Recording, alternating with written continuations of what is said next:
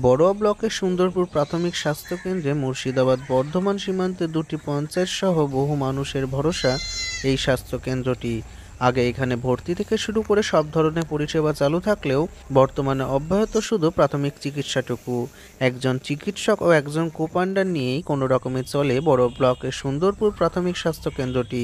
অস্বাস্থ্যকর পরিবেশের মোড় এই স্বাস্থ্যকেন্দ্রে রোগীর সংখ্যা অসংখ্য হলেও সরকারি কর্মকর্তাদের নজরদারির অভাবে কার্যত এখন এই হাসপাতালে স্বাস্থ্য ব্যবস্থা যেন ভেঙে পড়েছে।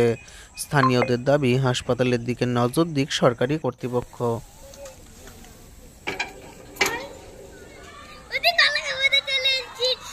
পরিষেবা নাই, ভর্তিও হয় না, লোকজন মোড়া ছাড়া এখানে আমাদের কিছুই হয় না, দেখাশোনার লোকই নাই।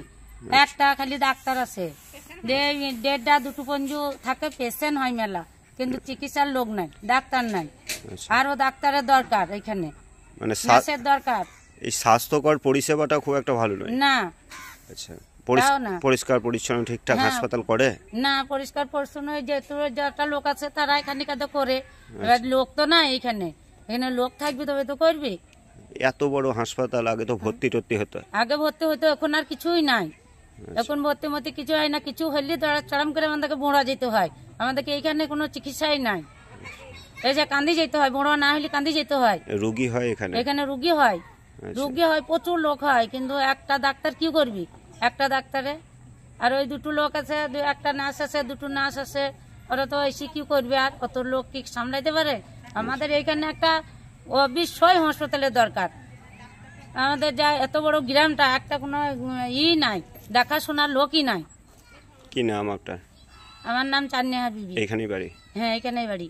দেখুন, আমরা যখন অনেক ছোটবেলায়, যখন আমাদের খেলার বয়স ছিল, সে অবস্থায় হসপিটালের সমস্ত বেড এবং সমস্ত প্রসূতি বিভাগ থেকে সমস্ত কিছু পরিষেবা এই হসপিটালে পাওয়া যেত। কিন্তু বর্তমানে এই পরিস্থিতিতে শুধুমাত্র আউটডোরটুকুই চলছে, বাকি তো হসপিটালে যে সমস্ত কোয়ার্টার এলাকার পরিস্থিতি আপনারা অবশ্যই নিজেরা ক্যামেরায় দেখতে পাচ্ছেন। মেনটেনেন্স সেরকম কিছু হয় না, কিন্তু বর্তমানে যে আমাদের লোকাল একজন যিনি চার্জে আছেন, তিনি আগের চেয়ে অনেকটাই চেষ্টা করছেন, যেটুকুই তার পরিষেবা দেওয়ার তিনি করছেন। এত বড় হাসপাতালে একজন দিয়ে কি আপনাদের হয়? না, সেরকম তো এই হসপিটালটা যদি চালু হয়, এটা পরিষেবা আমাদের এই সুন্দরপুর অঞ্চল, কুন্নরন অঞ্চল, এদিকে বর্ধমান লাগোয়া সমস্ত এলাকাটা এই হসপিটালের উপর ডিপেন্ডেবল ছিল, কিন্তু সরকার এইটা সেরকম দৃষ্টিভঙ্গি দিল না।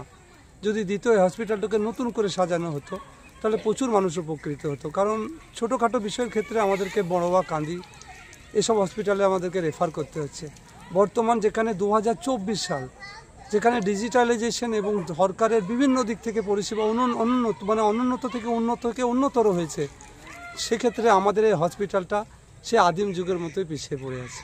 অর্থাৎ ডেভেলপমেন্ট হয়েছে সব দিকের, কিন্তু এই হসপিটালের ডেভেলপমেন্ট একেবারে চোখে পড়ছে না। কি চাইছেন আপনার এলাকার? চাইছি, দেখুন, মুখ্যমন্ত্রী, স্বাস্থ্যমন্ত্রী, স্বরাষ্ট্র সচিব, স্বাস্থ্য সচিব, এসডিও, যারা প্রশাসনিক যে সমস্ত ব্যক্তিবর্গরা দায়িত্বে আছেন, তাদের কাছে করজোড়ে অনুরোধ, এই হসপিটালটাকে যদি ন্যূনতম পরিষেবার ব্যবস্থা করা হয়, অন্তত অনেক মানুষ, যারা গরিব মানুষ, তারা অনেক উপকৃত হয়। তাদের পক্ষে দূর দূরান্তে ছুটে যাওয়া অসম্ভব, কারণ স্বাস্থ্য এবং মানুষের জীবনের সবচেয়ে বড় জায়গা। স্বাস্থ্য এবং শিক্ষা দুটো যদি ভেঙে পড়ে, দেশ কখনোই উন্নতি লাভ করবে না। সেক্ষেত্রে স্বাস্থ্য ব্যবস্থা সত্যি আমাদের সুন্দরপুর হসপিটালের দিক থেকে দেখছি অনেকটাই ভেঙে পড়েছে। তাই ঊর্ধ্বতন কর্তৃপক্ষের কাছে অনুরোধ, এই হসপিটালটার দিকে তাকান, সাধারণ মানুষ যাতে ন্যূনতমটুকু পরিষেবা পায় সেদিকে নজর রাখুন। কি নাম আপনার? আমার নাম আবুল হাসান। এখানেই বাড়ি? এখানেই বাড়ি।